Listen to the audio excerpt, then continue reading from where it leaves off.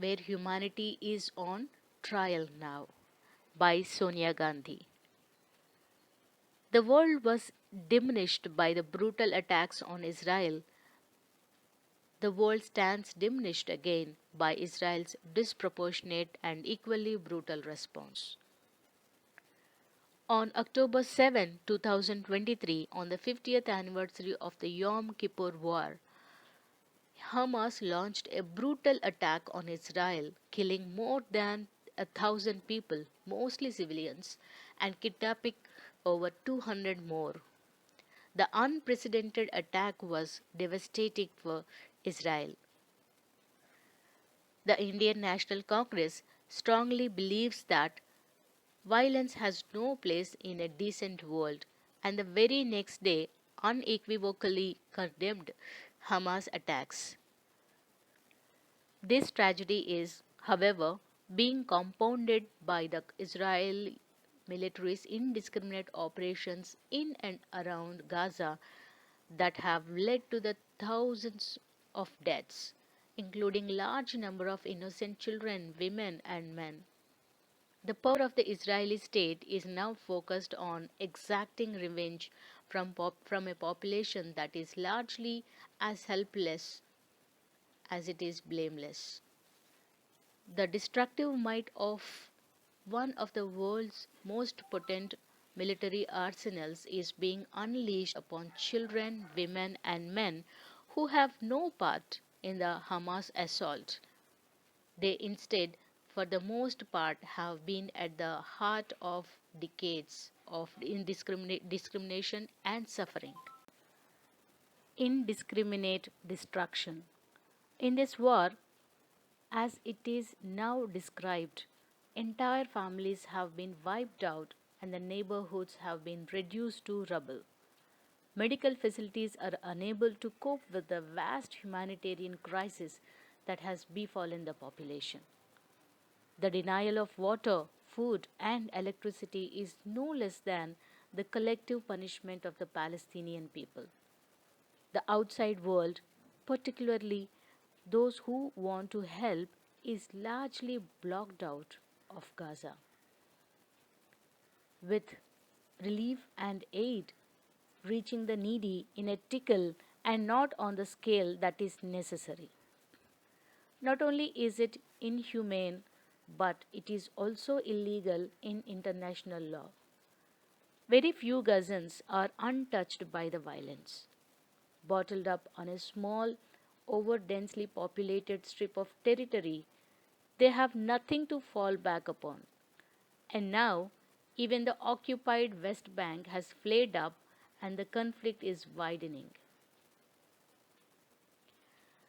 The prospects for the future are ominous. Senior Israeli officials have spoken of destroying and depopulating large parts of Gaza. The Israeli defense minister has referred to Palestinians as human animals.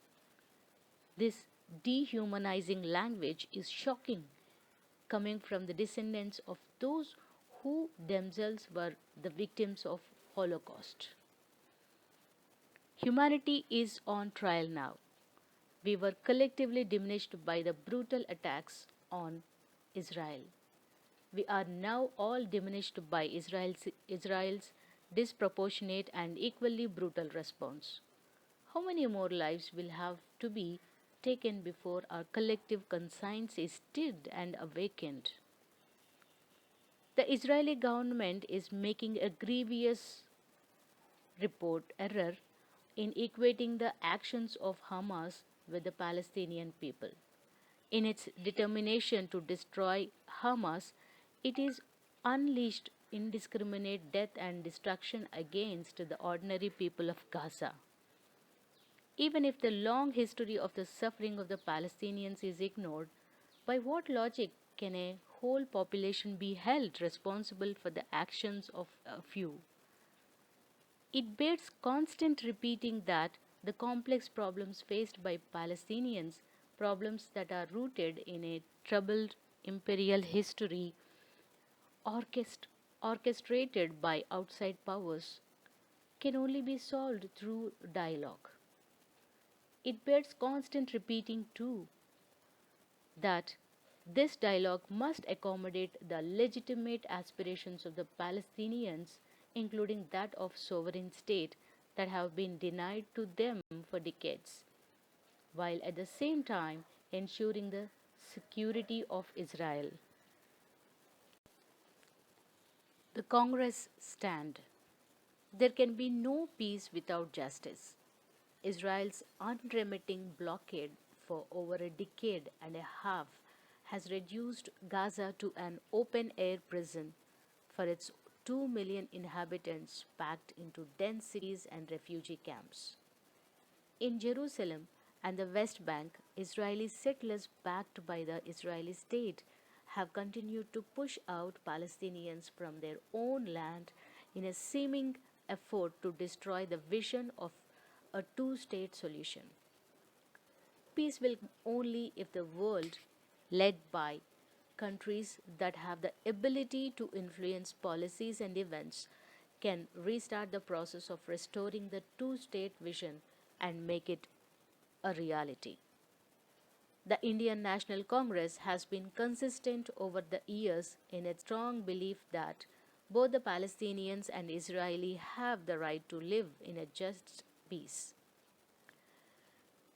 We value our friendship with the people of Israel, but this does not mean that we erase from our memories the painful history of forced dispossession of Palestinians from what was their homeland for centuries and of years of suppression of their basic right to a life of dignity and self respect.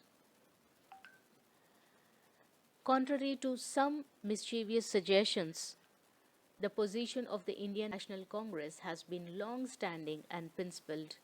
It is to support direct negotiations for a sovereign, independent, viable, and secure state of Palestine coexisting in peace with Israel.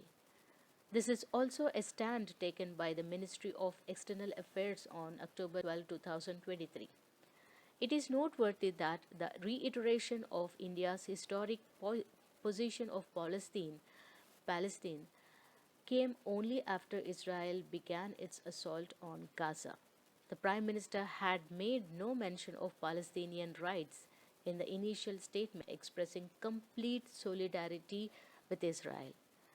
The Indian National Congress is strongly opposed to India's abstention on the recent United Nations General Assembly resolution calling for an immediate, durable, and sustained humanitarian truce leading to a cessation of hostilities between Israeli forces and Hamas in Gaza. The world must act.